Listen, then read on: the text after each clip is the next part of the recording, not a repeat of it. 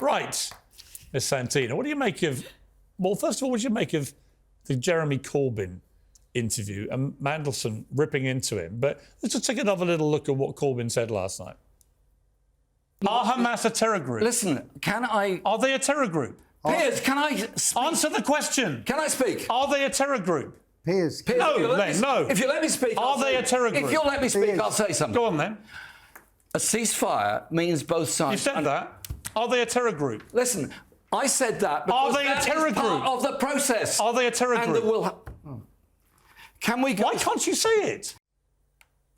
Why couldn't he say it, Ava? Oh, it's not a shining moment for him, is it? Like, I've got no qualms at all with calling Hamas a terrorist group. I think the argument from the Corbyn camp will be that calling them a terrorist group invites Western opinion to then ask, well, why on earth would you do negotiations with a terrorist organisation?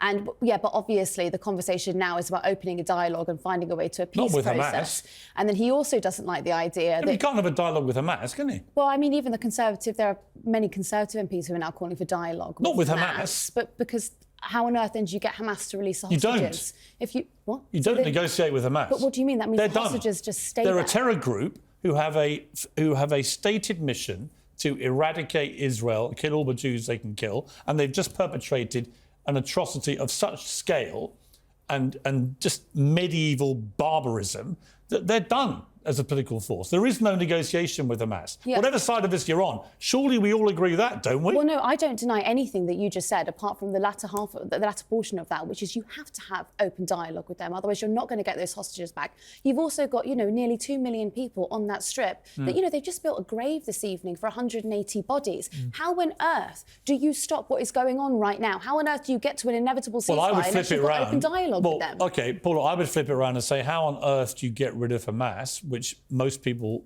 agree has to happen, without doing what Israel's currently doing? I mean, obviously it's horrendous, the civilian casualties. Obviously it's horrendous that Gaza has a particularly high volume of children. It's heartbreaking. It's terrible. It's awful. But how else do you get rid of Hamas? By talking, Piers. To Hamas?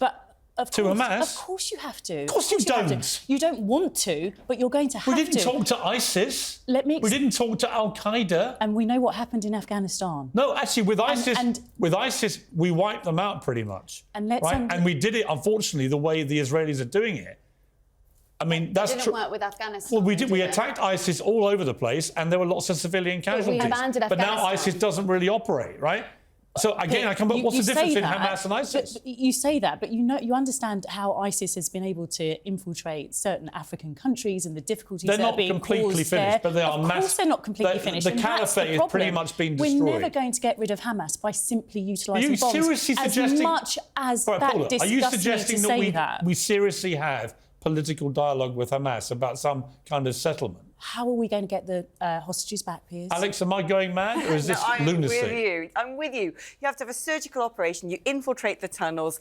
You wipe out as many of the tunnels as possible. You try and find your hostages. And when you come across someone who's ISIS, you arrest them, you interview them, you get information out of them, you do whatever you can, and you have to wipe them out. Look, there's no point being tolerant to the what you're saying shouldn't be done. What I'm suggesting is there's one thing about negotiating with Palestinian authorities, but the problem is Hamas has killed most of them as well. You just can't. I mean, actually, you can sometimes, right? And we do. And I think it's naive to suggest that we don't. But you can't. We do negotiate with terrorists. ISIS and now Hamas, when they have a nihilistic view, which means eradicating everyone that they oppose completely, which is what Hamas want to do to Jewish people and Israel. When that is their mission statement, there is no negotiation to be had. And they've now shown what they will do if given the chance. And they said last week through their spokesman, if we can do it again and again and again, that's what we'll do. You cannot negotiate with these people. Accepting that premise for one moment, then accepting that you might storm the tunnels and destroy the tunnels. What about the Israeli hostages that are there? What are you going to tell to the families Hamas should release the hostages. But then you've got to talk to them, Piers. We're going round in circles. You've got to have an open dialogue with them, haven't you? I'm talking about a peace settlement.